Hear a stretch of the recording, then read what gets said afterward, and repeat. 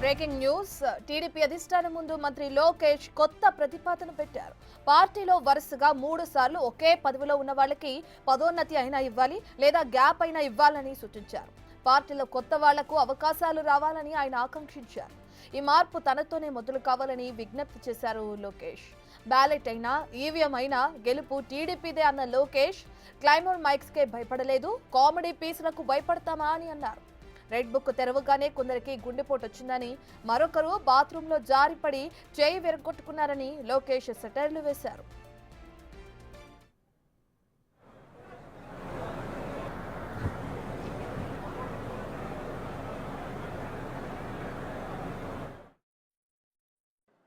Telugu Desam party జెండా పీకేస్తారని ఎంతో మంది అన్నారు. అలాంటి వాళ్ళు ఈరోజు అడ్రస్ లేకుండా పోయారు. అది మనందరం చూస్తున్నాం. క్లేమోరల్ మైన్కే భయపడని పార్టీ మనది. ఈ కామెడీ పీసులకు మనం భయపడతామా? 4 ఎమ్మెల్యే లాక్కుంటే ప్రతిపక్ష హోదా ఉండదని చెప్పిన వ్యక్తికి ఈరోజు ప్రతిపక్ష హోదా లేకుండా చేసిన ఘనత తెలుగుదేశం పార్టీది. ఈవీఎం అయినా బ్యాలెట్ అయినా గెలుపు మనదే. రెడ్ బుక్ చెప్పగానే కొంతమంది గుండుపోటు వస్తుంది.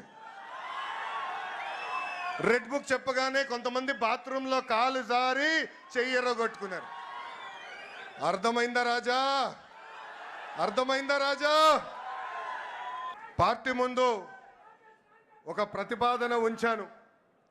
3 టర్మ్లు ఒక పదవి చేసిన తర్వాత పై పదవి కన్నా వెళ్ళాలి, లేదంటే ఒక్క టర్మ్ బ్రేక్ తీసుకోవాలి. జాతీయ ప్రధాన కార్యదర్శిగా నేను ఈరోజు 4వ టర్మ్లో ఉన్నాను. గౌరవ అధ్యక్షుల వారిని నేను కోరేది ఆ సంస్కరణ నాతో మొదలు పెట్టాలని ఈ సభాముఖంగా నేను కోరుతున్నాను. ఇది జరిగితేనే పార్టీలో కదలిక వస్తుంది. యువతకి రెక్కలొచ్చి రాజకీయాల్లో మెరుగైన అవకాశాలు వస్తాయి. నా స్టైల్ ఒకటే, సీనియర్ని జూనియర్ని సమానం గౌరవిస్తా, పనిచేసే వాళ్ళకే నేను ప్రమోషన్ ఇస్తా. పసుపు జెండా ఇంకో 40 ఏళ్ళు రెపరెపలాడాలి. దానికి ఎప్పుడూ నిరంతరం పార్టీలో యువరక్తం పారాలి. దానికి అందరి సహకారం ఉండాలి.